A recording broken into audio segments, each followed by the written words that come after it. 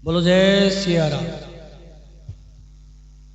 परम पिता परमात्मा भगवान महादेव देवादिदेव, जिन भगवान महादेव के पवित्र नाम संकीर्तन से सब पापों का नाश होता है और जिनके चरणों में प्रणाम करने से सब प्रकार के ताप, सब प्रकार के दुख दूर हो जाते हैं, जो परम दयालु हैं, परम कृपालु हैं, जन्म और मृत्यु जिनके हाथ में है, शरणागत वत्सल देवादिदेव महादेव, ऐसे महादेव दया के सागर जो हमेशा भक्तों की मनोरथ पूर्ण करने के लिए तत्पर रहते हैं, ऐसे महादेव जी के चरण कमलों में हम सब मिल करके सादर प्रणाम करते हैं। बोलो जय सिया राम। आइए हम सब लोग भगवान महादेव के चरणों में अपना मन लगाने का प्रयास करें थोड़ी देर के लिए, और जो अवसर मिला है अपने को, बढ़िया अवसर मिला है, इसका हम लाभ उठाएं। भगवान महादेव के हम चरित्र सुन रहे थे शिव पुराण के माध्यम से, जिनको बड़ी ही विधि के साथ ब्रह्मदेव अपने पुत्र नारद जी को सुना रहे हैं कथा, और नैमिष तीर्थ में बैठे हुए 88,000 ऋषि इस दिव्य कथा का रसास्वादन कर रहे हैं। इसी परंपरा में हम भी यहाँ पर थोड़ा बहुत कथा सुन रहे हैं, भगवान की लीलाओं का दर्शन कर रहे हैं। तो हमने भगवान की कथा सुनी थी कल कि भगवान के एक बड़े पुत्र महादेव के, जिनका नाम था कार्तिकेय। तो कार्तिकेय को षडानन बोला गया। षड का मतलब होता है 6, आनंद माने मुख, जिसके 6 मुख हैं।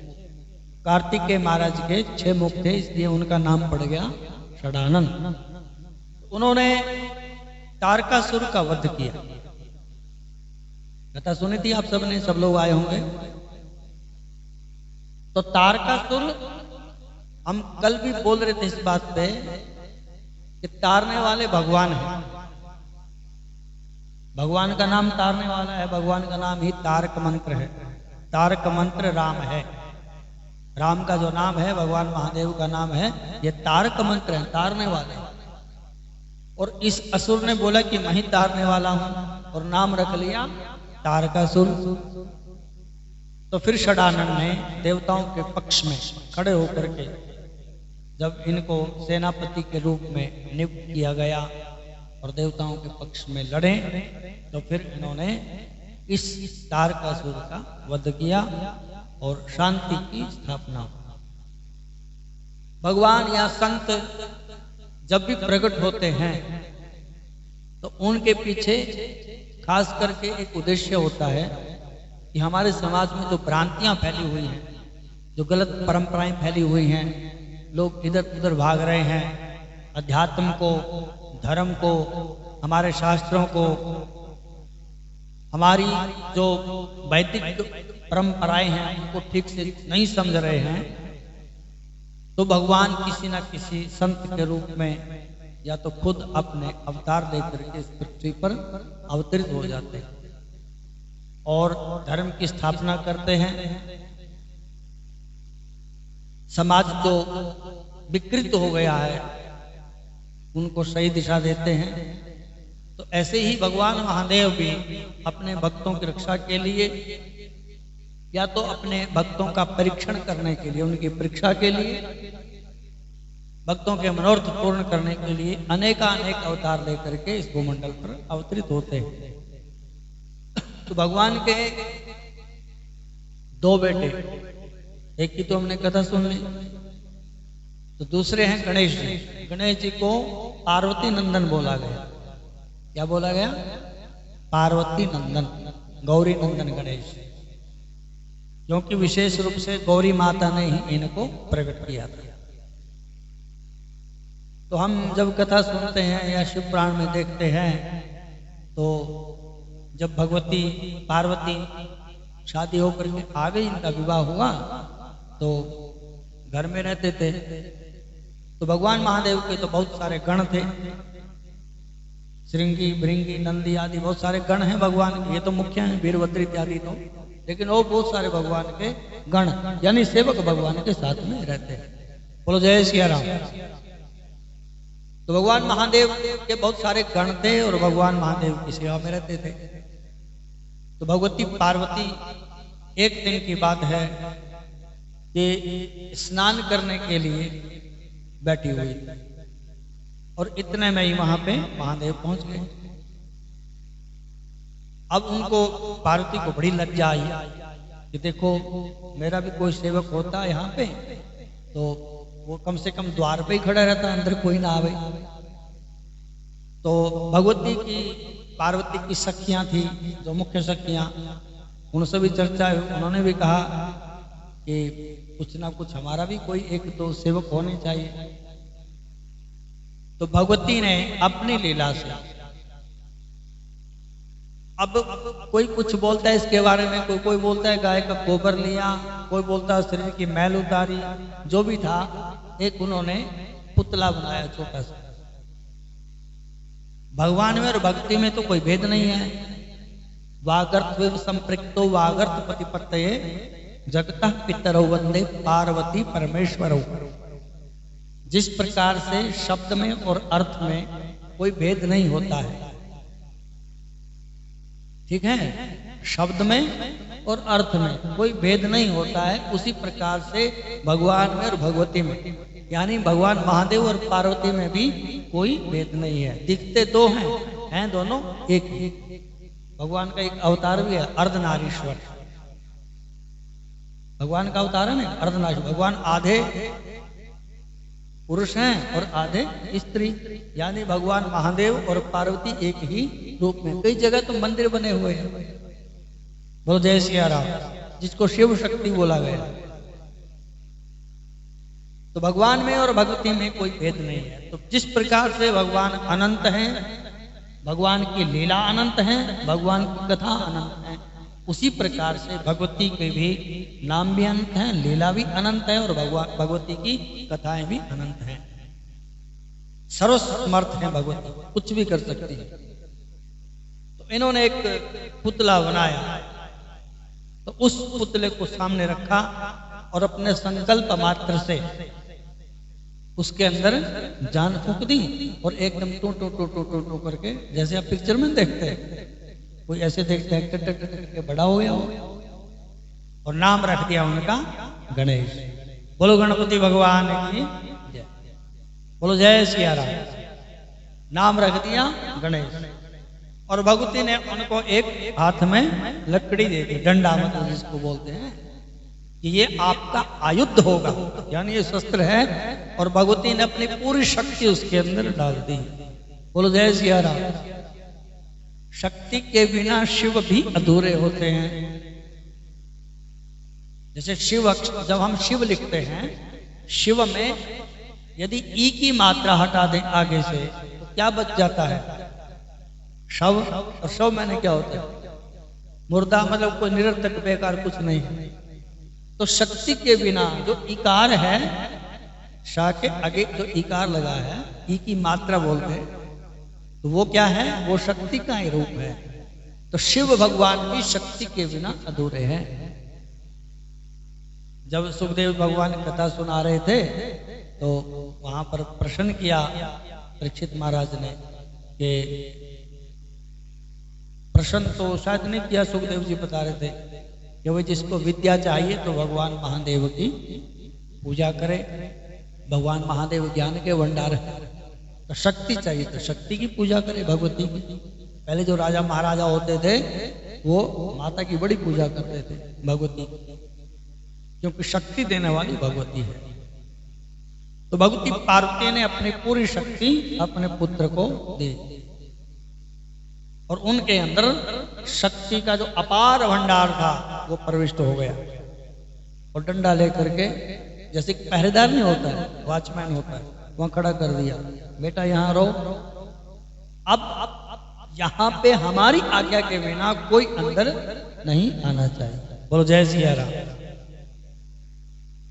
माता, पिता, गुरु और स्वामी। स्वामी समझ गए? तो स्वामी पतिदेव होते हैं, फिर बोलेंगे पति पत्नी की बात करते हैं पंडित जी। बोलो जय सिया राम। एक स्वामी वो है जिसके अंडर हम काम करते हैं। वो हमारे स्वामी हैं। तो स्वामी की आज्ञा, माता की आज्ञा, पिता की आज्ञा और गुरु की आज्ञा, इनका पालन करना धर्म है। पुत्र का धर्म है पिता की आज्ञा का पालन करे, पुत्र का धर्म है कि माता की आज्ञा का पालन करे, उसमें ज्यादा सोच विचार ना करे कुछ। शिष्य का धर्म है कि वो गुरु जी की आज्ञा का पालन करे। बोलो जय सिया राम। आपने एक भक्त हुए हैं पीपाजी महाराज, भगवान के बड़े भक्त हुए। पहले ये राजा थे, राजस्थान में राजा थे। तो गुरु जी थे रामानुचार्य जी, उनके पास गए दीक्षा लेने के लिए।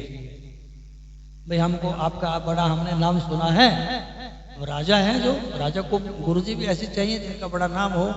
तो गुरु जी के पास दीक्षा लेने के लिए चले गए।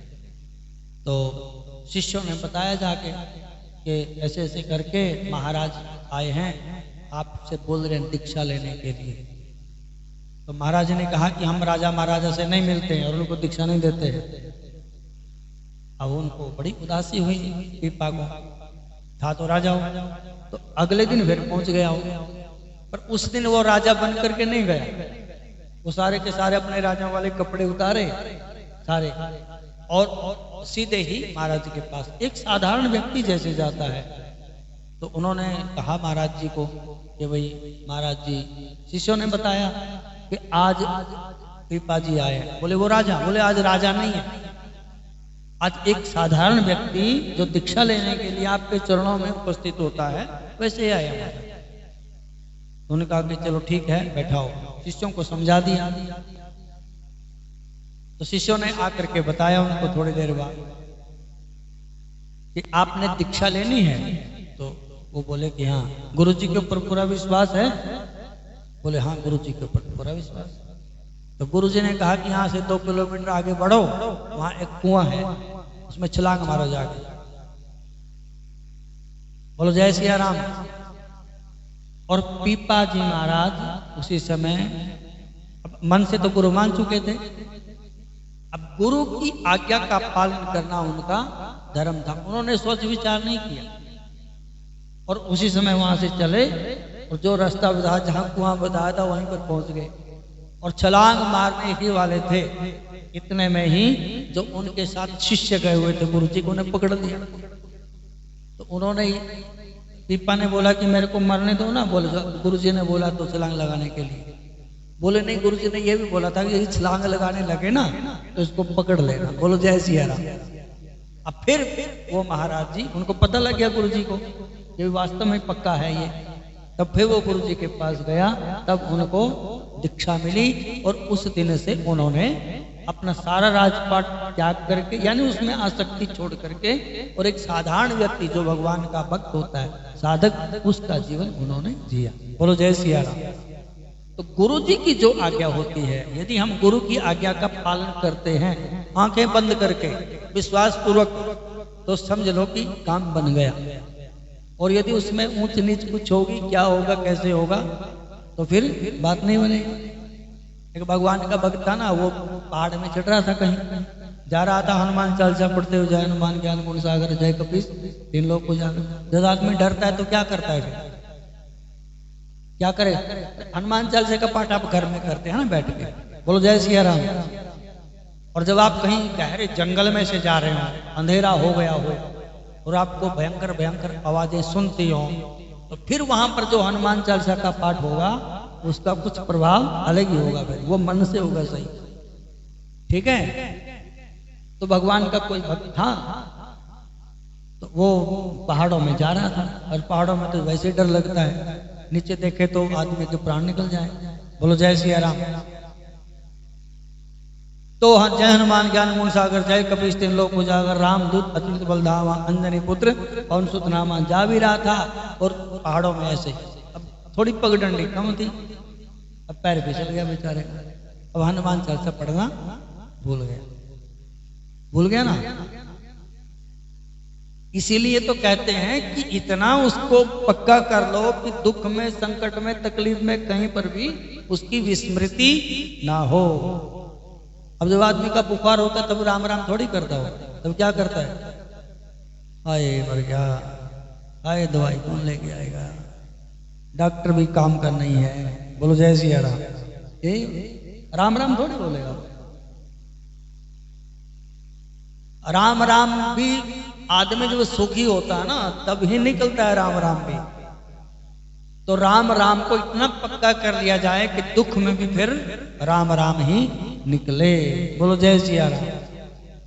तो इसलिए तो महात्मा लोग करते रहते हैं कि राम राम राम राम, ताकि दुख में भी भगवान की विस्मृति ना हो, भगवान के नाम की। तो इतना पक्का होना चाहिए। जन्म जन्म मुनि जतन कराही, अंतराम कही आवत नाही। अब वो भक्त जब पहाड़ से गिरा, फिसला एकदम, लुढ़का नीचे को, और वो भूल गया हनुमान चालीसा।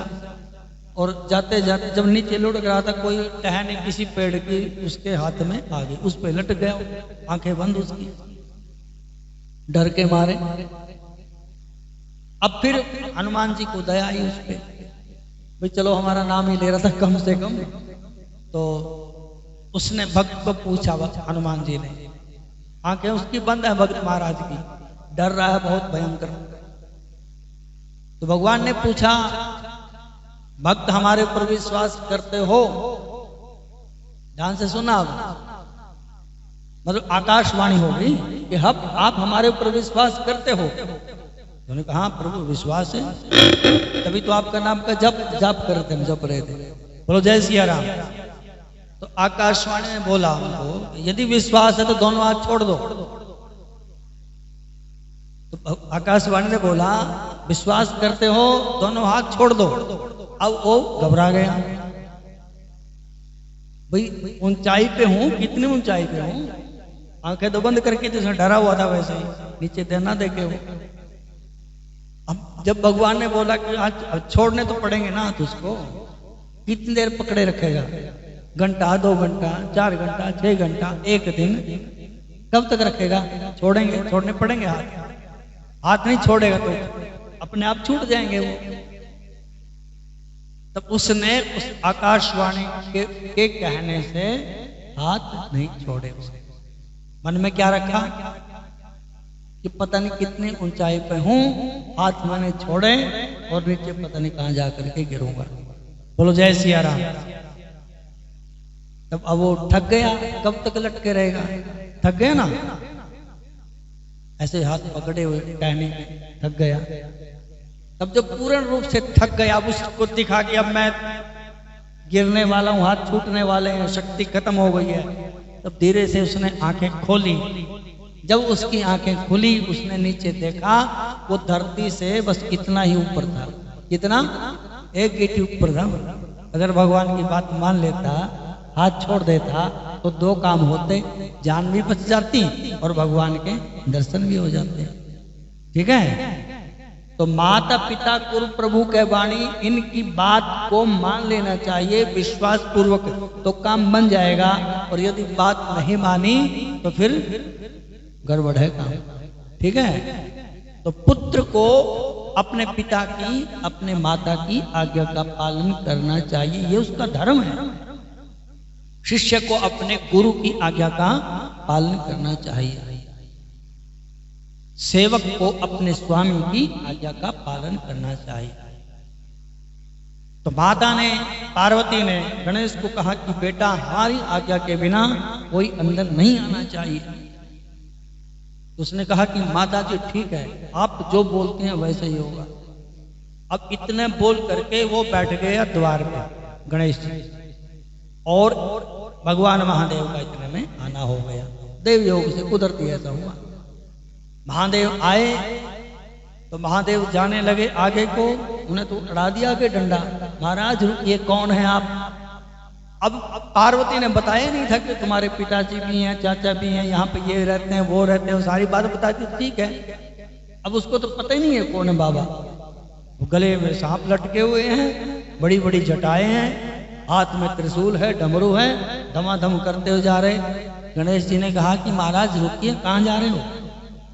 अब भगवान ने सोचा कि ये कौन है, अब उनको भी नहीं पता, भगवान को भी, महादेव को भी। बोले तुम कौन हो भाई?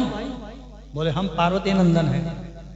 अब भगवान महादेव ने विचार किया कि कब प्रकट हो गया, ये हमको तो पता ही नहीं है। पिता को पता ना हो और माता पुत्र को प्रकट कर दे, बोलो जय सिया राम, तो अचंबा होगा ना। तो महादेव ने कहा कि तुम मूर्ख हो। बोले मूर्ख नहीं, मैं पार्वती नंदन हूं और माता जी ने आज्ञा दी है कोई अंदर नहीं जा सकता। तो भगवान महादेव ने एक दो बातें उससे करी, तो फिर विचार किया कि ये मूर्ख आदमी के साथ क्या बातें मारनी हो, अपने सेवकों को भेजा, उसको उठाओ वहां से। तो भगवान महादेव ने जब सेवकों को भेजा तो सेवक गए वहां पे। तो सेवकों ने कहा कि दूर हटो यहाँ से, कौन हो तुम? तो उन्होंने कहा कि तुम हटो। तो वहां पर जब आपस में उनकी तू मैं हो गई, तो तू मैं से फिर आगे बढ़ गई बात, फिर उनकी हाथापाई भी होगी, है? फिर डंडे चलने लगे और गणेश जी ने तो सबको मार पीट करके वहां से भगा दिया। बोलो जय सिया राम। किसी के नाक टूटे, किसी का सिर फूटा, किसी की बाजू टूटी, और सारे के सारे महादेव की शरण में, हे महादेव बचाइए, हर हर। तो भगवान महादेव की शरण में पहुंचे। भगवान महादेव ने कहा ये कौन है? देवी देवता भी प्रकट हो गए वहां पे, सबको गणेश जी ने मार पीट करके भगा दिया। बोलो जय सिया राम। अब भगवती जिस शक्ति और माँ का आशीर्वाद, माता का आशीर्वाद, पिता का आशीर्वाद काम करते कि नहीं करता? यदि पिताजी प्रसन्न हो और आशीर्वाद दें तो बेटे को, यदि माँ आशीर्वाद देती है तो बेटे को सब प्रकार के संकटों से माँ का आशीर्वाद और पिता का आशीर्वाद रोक लेता है, सारे संकट उनके दूर हो जाते हैं। अब गणेश भगवान के ऊपर तो विशेष भगवती माता का आशीर्वाद है, और गणेश भगवान ने सबको वहां से मार पीट करके भगा दिया। देवी देवता भी आए, देवी देवताओं को गणेश ने भगा दिया वहां से। उसके बाद महादेव ने विचार किया कि हम ही चलते हैं। अब फिर तो हेड को आना पड़ता है ना सबसे आखिर में, तो भगवान महादेव आ गए वहां पे कि चलो देखते हैं। तो भगवान में महादेव जैसे ही वहां पर पहुंचे, भगवान महादेव ने भी समझाने बुझाने का प्रयास किया, लेकिन जब कुछ नहीं हुआ तो भगवान महादेव को क्रोध आ गया। बोलो जय सिया राम। देखो भगवान क्रोध करते हैं, है ना? तो भगवान का क्रोध हमारे जैसा नहीं होता है, भगवान की लीला मात्र होती है। मैंने पहले भी एक दिन बताया था, जैसे छोटा सा बालक हो तो माँ उसके ऊपर क्रोध करती है, गुस्सा होती है, वो माँ का नाटक होता है उसको समझाने के लिए, बस बाकी अंदर से क्रोध थोड़ी होता है उसका। तो भगवान ने क्रोध किया और क्रोध की ऐसी लीला की भगवान महादेव ने, तो अपना जो त्रिशूल था वो उठा लिया और सीधे ही त्रिशूल का वार गणेश जी के ऊपर और उनकी गर्दन को उड़ा दिया। बोलो जय सिया राम। और अब भगवती माता अंदर से आई, तो भगवती ने देखा कि हमारे बेटे का तो वध कर दिया, और उसी समय माता इतने क्रोध में आ गई, इतने क्रोध में आ गई कि माता के 9 स्वरूप, 9 देवियों के रूप में माता प्रकट हो गई। बोलो जगदम्बा मैया की। माता प्रकट हुई, माता बड़े ही एकदम क्रोध में, और सब माता ने सारे देवी देवताओं को और महादेव को देखा। और उस समय तो कहते हैं कि महादेव की थर थर थर थर कांपने लगे भगवती को देख कर, हैं? जब धर्मपत्नी को क्रोध आता है तो अब ये बताने की जरूरत नहीं है किसी को, ये तो प्रैक्टिकल है ना सबके साथ। बोलो जय सिया राम। अब माता जी को आ गया क्रोध। अब माता जी को जब क्रोध आया तो सूत जी कहते हैं कि हे ऋषियों, उस समय जगदम्बा मैया ने इतना अपना भयंकर रूप दिखाया तो सभी देवी देवताओं को ऐसा लगा उस समय कि आज माता सारी की सारी सृष्टि को निगल जाएगी, खा जाएगी। और भगवती माता ने सबको सचेत कर दिया और कहा कि मेरे पुत्र को अभी अभी जीवित करो। अब बड़े संकट में पड़ गए सब। तो भगवान महादेव ने अपने गणों को बुलाया और किसी हाथी का सिर उनकी धड़ से जोड़ दिया, और गणेश जी उसी समय हाथी का सिर लेकर के गजानन बन करके जीवित होकर के उठ खड़े हुए, माता जी के चरणों में प्रणाम किया। बोलो जय सिया राम। अब कई लोग शंका करते हैं कि भाई जो सिर कट गया था वही क्यों नहीं लगा दिया? क्यों? वो जो सिर कट गया भगवान का वही क्यों नहीं लगा दिया? अब ये ऐसी बात तो इसमें नहीं लिखी नहीं है, लेकिन कोई एक संत कथा सुना रहे थे तो हमने सुना था उनसे कि भगवान महादेव ने अपनी जो लंका थी वो रावण को दे दी, दान कर दी। सुना ना आपने? हमने कथा सुनी थी एक दिन, महादेव ने अपनी जो लंका थी वो दे दी रावण को। तो जब कोई भी चीज अपने को दान, हम किसी को दान दे देते हैं तो उसके ऊपर हमारा कोई अधिकार नहीं रहता, किसी भी प्रकार कोई अधिकार नहीं है। तो कहते हैं कि गणेश जब महादेव ने त्रिशूल चलाया अपना तो इतना जोर से चला, इतना जोर से चला कि भगवान का जो सिर था ना गणेश जी का, वो कट करके सीधे ही लंका में गिर गए। और भगवान महादेव ने कहा कि लंका तो हमने दान कर दिया है, वहां से तो कुछ लेना ही नहीं है। तो ये हमने कथा सुनी थी, इसलिए गणेश जी का वो सिर था उसका तो संस्कार वहीं कर दिया गया। तो गणेश भगवान को कोई हाथी का सिर भगवान ने लगाया। तो गणेश जी का एक नाम बना गजानन। बोलो जय सिया राम। बोलो गजानन भगवान की जय। गजानन का गज माने होता है हाथी और आनन माने मुख, जिसका हाथी का मुख है गजानन। अनेकों नाम हैं, विशेष करके 12 नाम है भगवान गणपति जी के, जिनका स्मरण करने से सब प्रकार के संकट दूर हो जाते हैं। यदि आप यात्रा करते हैं तो इन 12 नामों का उच्चारण करना चाहिए। आप घर से बाहर निकलते हैं तो 12 नामों का उच्चारण करना चाहिए। यदि आप कोई मंगल कृत्य घर में करते हैं तो 12 नामों का उच्चारण करना चाहिए। नाम है गणेश जी के सुमुखश्च कदंतश्च कपिलो गजकर्णका लंबोदरश्च विघ्नो विघ्ननाशो विनायक धूम्रकेतुर्गणाध्यक्षो भालचंद्रो गजाननः 12 एतानि नामानि यः पठेत् शृणुयादपि विद्यारंभे विवाहे च प्रवेशे निर्गमे तथा संग्रामे संकटे चैवा विघ्नस्तस्य न जायते। ये 6 काम यदि काम करता है कोई आदमी और इन 6 कामों में भगवान गणेश जी के 12 नामों का सुमरण करता है, उसके कार्य में कोई किसी प्रकार का विघ्न नहीं आता। बोलो गणपति भगवान की जय। तो फिर वहां पे भगवती माता ने और सारे देवी देवताओं ने मिल करके भगवान गणपति जी को प्रथम पूज्य होने का आशीर्वाद दिया। प्रथम पूज्य समझ गए? सबसे पहले कोई भी काम करेंगे जब सबसे पहले गणेश भगवान जी की पूजा होगी।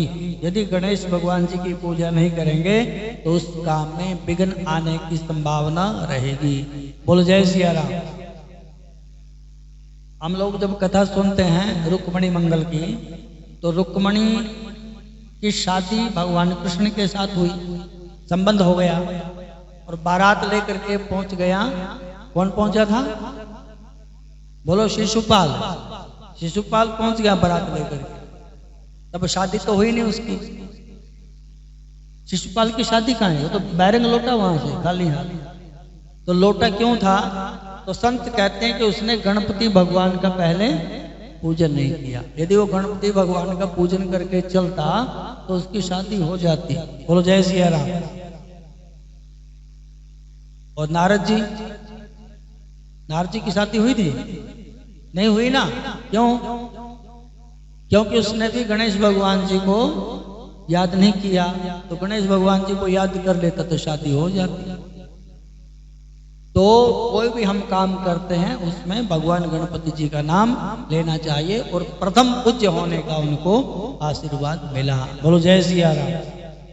ये माता पिता गुरु प्रभु कह वाणी विनय विचार करिए शुभ जाने, उसी का फल है। अब गणेश जी ने ठान ली कि माता की आज्ञा है कि यहां से हटना नहीं है, प्राण जाए वरु बचन ना जाए।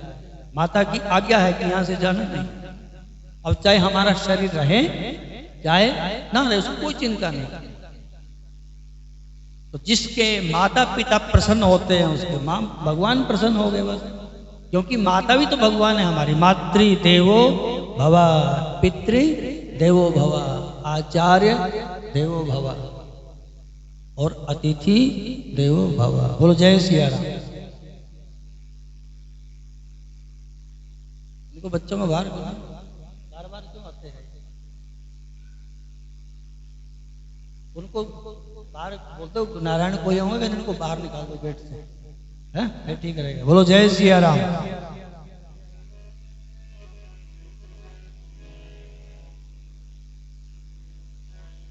बोलो जय सिया राम। हर हर महादेव।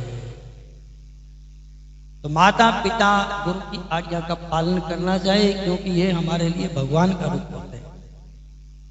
अब इसमें शिव पुराण में कथा आती है कि भगवान उस व्यक्ति के ऊपर बहुत प्रसन्न होते हैं जो माता पिता में ही भगवान के दर्शन करता है। एक राजा हुए जिनका नाम था श्राद्ध देव। तो उनके 4 पुत्र थे। 4 पुत्रों में जो सबसे छोटे थे उसका नाम था नभग। क्या नाम था? नभग। ध्यान से सुनना, आप कथा आपके काम की है। देखो पुराणों में सारी की सारी कथाएं गर्भ गृहस्थी की होती हैं, ठीक है। और जब हम कथा सुनते हैं तो सुनाते हैं तो हमको ये लगता है कि हमारी कथा सुनाई जा रही है, सब अपने ऊपर ही घटती है सब कुछ।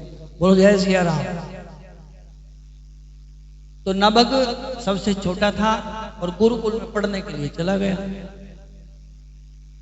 7-8 वर्ष का था, गुरुकुल में पढ़ने के लिए चला गया।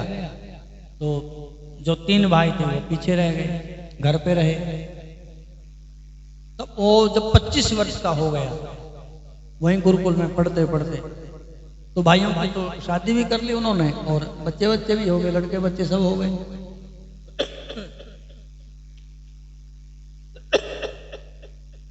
तो उन्होंने कहा कि अब हम थोड़ा ना अपना इकट्ठे ना घर में ठीक नहीं रहता, अलग अलग हो जाते हैं, सब अपना बंटवारा कर लेते हैं, संपत्ति बांट लेते हैं।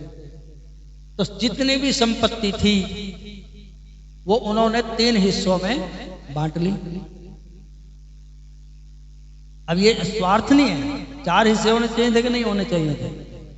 नहीं होने चाहिए, 4 होने चाहिए, क्योंकि वो गुरुकुल में जो गया पढ़ने के लिए उसका भी तो हिस्सा होना चाहिए। अब उन्होंने ये सोच लिया कि वो पता नहीं अब आएगा कि नहीं आएगा, छोड़ो उसको। 3 हिस्सों में बांट लिया। 3 हिस्सों में संपत्ति बांट ली और ठाठ से रहने लगे। इतने में नभग गुरुकुल से पढ़ करके आ गए। भगवान महादेव का एक अवतार है कृष्ण दर्शन अवतार। भगवान के अनेक अवतारों का वर्णन है शिव पुराण में। तो जिसकी हम कथा सुन रहे हैं ये भगवान की जो अवतार की, इस अवतार का नाम है भगवान का कृष्ण दर्शन अवतार। भगवान कृष्ण मतलब काले बन करके भगवान प्रकट हुए। तो नभग जब लौट करके आया तो पिताजी के चरणों में, माता जी के चरणों में प्रणाम किया गया। तो पिताजी बड़े प्रसन्न हुए बेटे के ऊपर, आओ पुत्र। तो उन्होंने, पिताजी ने कहा कि बेटा तुम्हारे साथ बड़ा छल हुआ है। बोले क्या? बोले भाइयों से पूछो। तो भाइयों के पास गए। भाइयों ने कहा कि भाई हमने तो अपनी संपत्ति बांट ली, बंटवारा हो गया। बोले मेरे हिस्से में क्या आया? बोले आपके हिस्से में माता पिता आए हैं। बोलो जय सिया राम। क्या आ गए? माता और पिता आपके हिस्से में आए।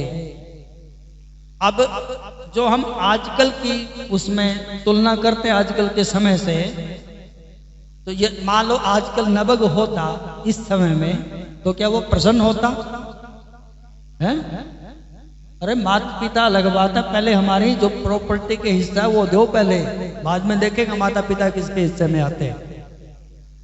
लेकिन नभग ने प्रसन्नता पूर्वक ये स्वीकार किया और बड़े खुश हुए कि भगवान की मेरे ऊपर बड़ी कृपा हुई है कि माता और पिता मेरे हिस्से में आ गए हैं। अब मैं माता पिता की खूब सेवा करूंगा। पिताजी के पास गए। पिताजी ने कहा कि पिताजी भाइयों ने कहा है कि आप हमारे हिस्से में आ गए हैं। बोलो जय सिया राम। तो पिताजी ने कहा कि बेटा ये तुम्हारे साथ छल हुआ है, ये ठीक नहीं हुआ है। तो उन्होंने कहा कि नहीं नहीं, मेरे लिए बहुत बढ़िया बात है। अब देवयोग से उनके पास था कुछ भी नहीं, रोकी सुकी जो घर में बना लेते उनसे गुजारा हो जाता था। वो तो भगवान का भजन करने वाले थे, शादी वादी करनी नहीं थी। तो पिताजी ने कहा एक दिन कि बेटा यहाँ से थोड़ी दूर एक यज्ञ करते हैं, ब्राह्मण देवता यज्ञ कर रहे हैं, और उस यज्ञ की जो पूर्ण आहुति होती है, होने वाली होती है, तो वहां पे कुछ ऐसा विधान है कि वो ब्राह्मण अपने मंत्र भूल जाते हैं। तो इसलिए मैं चाहता हूं कि तुम वहां पर जाओ और उनका जो यज्ञ है वो पूर्ण करवाओ। बोले ठीक है।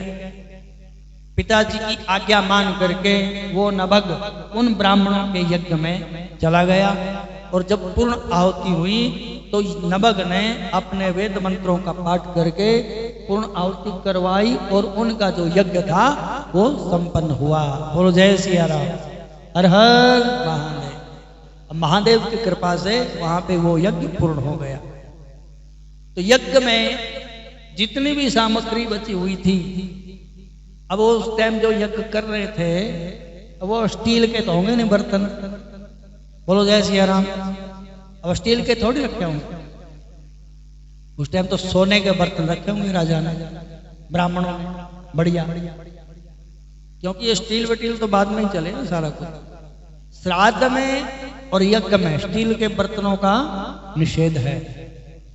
जब आप श्राद्ध करते हैं, श्राद्ध में पूजा पाठ में तो थोड़ी बहुत ही कमी चल भी जाती है, श्राद्ध में नहीं चलती। श्राद्ध में कहा गया है कि यदि आपके घर में प्रतिदिन कोई सेवक भोजन बनाता है, समझ गए, मान लो आपने कोई रसोईया लगा रखा है घर में, या कोई ब्राह्मणी लगा रखी है भोजन बनाने के लिए, ब्राह्मणी तो छोड़ दो, ब्राह्मणी तो होते नहीं आजकल, कोई लगा रखी है आपने, तो हमारा जो धर्म शास्त्र है वो बोलता है कि जिस दिन माता पिता का श्राद्ध होता है तो सेवक से भोजन नहीं बनवाना चाहिए, अपने हाथों से ही भोजन बनाना चाहिए। और जो श्राद्ध की सामग्री होती है, चाहे वो फल है चाहे फूल है, तो कुछ भी है, वो सेवक से नहीं मंगवाना चाहिए, अपने आप लेकर के आना चाहिए। तो बहुत सारी विधियां हैं। तो श्राद्ध में ये बर्तन जो स्टील के होते हैं ये प्रयोग नहीं करने चाहिए, ये निषेध बताया गया। चलो कलयुग है, जैसा चली जा रहा ठीक है। बोलो जय सिया राम। तो उस समय जो भी बर्तन थे और जो भी सामग्री थी, उन ब्राह्मणों ने प्रसन्न होकर के कहा कि महाराज ये आपका है, सब कुछ बचा हुआ सामान, ये यज्ञ में आप रखो। तो ब्राह्मणों ने जब ब्राह्मण वहां से चले गए और नभग ने अपना बिछाया वहां पे कपड़ा, और उसमें वो जो भी था अन्न धन जो भी था वहां पे बर्तन बांधे वो उनको समेटने लग गया। और इतने में ही वहां पे भगवान महादेव प्रकट हो गए। बोलो जय सिया राम। लेकिन भगवान महादेव अपने स्वरूप में प्रकट नहीं हुए, एक काले से बाबा के रूप में प्रकट हुए वहां पे। और उसने कहा कि नभग क्या करते हो? बोले कुछ नहीं, ये तो हमारा, ब्राह्मणों ने कहा कि हमारा ये है बर्तन भांडे और जो भी यज्ञ सामग्री बची है वो आपकी है। तो बाबा कहते हैं कि नहीं नहीं नहीं, ये तुम्हारी कैसे हो सकती है? जो रुद्र भगवान के गण है उसका अधिकार होता है इसके ऊपर। तो उसने कहा कि अब कैसे प्रमाण मिले? उन्होंने तो बोला कि हमारी है। तो बाबा कहते हैं कि नहीं नहीं, आपका कोई अधिकार नहीं है इस पे। हाँ, यदि आपके पिताजी बोल देते हैं, बाबा कहते हैं नभग को, यदि आपके पिताजी बोल देते हैं कि भाई ये सामग्री नभग की है यानी हमारी है, तो फिर ले जा सकते, क्योंकि आपके पिता धर्म को जानते हैं, शास्त्र को जानते हैं, शास्त्र की बात करेंगे। तो वो बाबा यानी जो महादेव थे, अभी पहचाना नहीं है उसे, और वो महादेव और नभग दोनों ही अपने पिता श्राद्ध देव के पास पहुंचे। श्राद्ध देव महाराज के चरणों में प्रणाम किया और पिताजी से पूछा कि यज्ञ की जो बची हुई सामग्री किसकी होती है? वो तो शास्त्र की बात करेंगे। तो ममता थोड़ी थी वहां पे कि मैं बोल दूंगा मेरे बेटे की है ये, नहीं। तो उन्होंने क्या बोला कि बेटा जो भी यज्ञ की बची हुई सामग्री होती है उस पे रुद्रगणों का अधिकार होता है, तुम्हारा अधिकार नहीं है। तो भगवान महादेव के चरणों में नभग ने जैसे ही प्रणाम किया कि प्रभु ये सब आपका ही है, आप रुद्रगण हैं, तो भगवान ने अपने असली रूप में प्रकट होकर के नभग को हृदय से लगाया और अपने शिव लोक का अधिकारी बनाया कि बेटा तुमने माता पिता की आज्ञा का पालन किया है, उनकी सेवा की है और धर्मशास्त्र की बात मानी है। तो हमारी कथा ये भगवान महादेव का जो कृष्ण अवतार है ये यही संकेत करते हैं कि माता पिता की आज्ञा का पालन करना चाहिए, उनकी सेवा करनी चाहिए। जो माता पिता की सेवा कर लेते हैं, उनकी आज्ञा का पालन करते हैं, तो उससे भगवान प्रसन्न हो जाते हैं। बोलो जय श्री राम। और बहुत सारी ऐसी कथाएं भरी पड़ी हैं जिससे माता पिता के बारे में आपको पता चलता है कि फलाना व्यक्ति ने, श्रवण की कथा आपने सुनी होगी। सब लोग कहते हैं कि श्रवण जैसा बेटा होना चाहिए, श्रवण जैसा बेटा होना चाहिए। माँ बाप भी तो वैसे ही होने चाहिए, बेटा तो मिलेगा। माँ बाप भी तो बढ़िया हो हैं। अब माँ बाप तो अपना कपड़े खोलो, टीवी लगाया, ले आओ भाई पानी ले आओ हैं। माताएं कितना काम, आप कितना काम करते हैं घर में, सारी जिम्मेवारी आपकी होती है। अब बाबूजी की कोई जिम्मेवारी नहीं, बाबूजी को भी तो हेल्प करनी चाहिए ना। अब खड़े होकर पानी का गिलास भी नहीं पी सकते जो हैं, कपड़े भी प्रेस करे हुए चाहिए, सारा कुछ तैयार चाहिए, तो उनके घर में श्रवण आएगा। बोलो जय सिया राम। तो माँ बाप का चरित्र बढ़िया होगा तो बेटा बेटी भी अच्छे होंगे, तो फिर वो हमारी आज्ञा का पालन करेंगे। अपने ऊपर भी थोड़ा ख्याल करना चाहिए कि हम क्या हैं, हम कैसे हैं। कई बोलते रहे ऐसे ही कान पकड़ के, बेटा हमारी बात नहीं मानता है, ठीक है। बोलो जय सिया राम। तो माता पिता की सेवा करने से भगवान प्रसन्न हो जाते हैं। बहुत सारे ऐसे कथानक हैं। तो गणेश भगवान जी को माता की आज्ञा के पालन करने का ये फल मिला कि प्रथम पूज्य होने का वरदान उनको मिल गए। बोलो जय सिया राम। अब दो बेटे हो गए भगवान के, एक हो गए कार्तिकेय और एक हो गए गणेश। अब बड़े हो गए। देखो माता पिता की कभी भी इच्छाएं खत्म नहीं होती है ना। पहले सोचते हैं हमारे बेटा बेटी हो जाए तो भगवान की कृपा होती है, तो बेटा बेटी भी हो गए। फिर सोचते हैं कि ये बढ़िया स्कूल में इसका एडमिशन हो जाए। बढ़िया पता कौन सा होता है आजकल? तो जय सिया राम। आजकल के समय में वो स्कूल बढ़िया है जिसमें सबसे ज्यादा फीस जिसमें सबसे ज्यादा होती है, ठीक है, वो बढ़िया स्कूल है। पढ़ाई का कोई मतलब नहीं। जिस स्कूल में सबसे ज्यादा फीस होगी वही स्कूल बढ़िया होता है।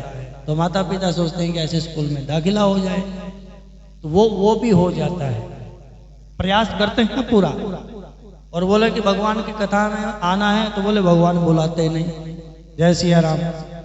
बाकी सारे काम भगवान करवा देते हैं, सारे काम भगवान करा देंगे। अब कथा में क्यों नहीं बुलाते भगवान? हमारे तो यही नहीं बात आज के समझ में आई है। कोई बोले कि मंदिर में क्यों नहीं आते हो, भगवान का बुलावा नहीं आया अभी। और जिस दिन बुलावा आएगा ना, फिर पता आएगा जब रे बुलावा हरि का, छोड़ के सब कुछ जाना पड़ेगा। फिर आएगा बुलावा, है? फिर तो एक क्या बाहर ले जाओ इसको बाहर घुमाओ, थोड़ा सा बाहर के पेड़ पौधे दिखाओ। बोलो जय सिया राम। सबसे ऊंची प्रेम सगाई, सबसे ऊंची प्रेम सगाई, सबसे ऊंची प्रेम सगाई, सबसे ऊंची।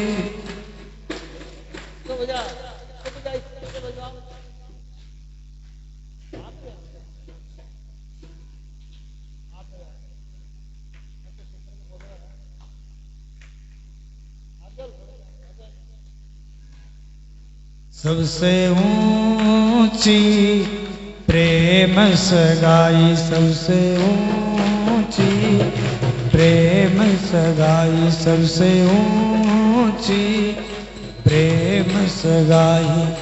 दुर्योधन के मेवा त्यागे, दुर्योधन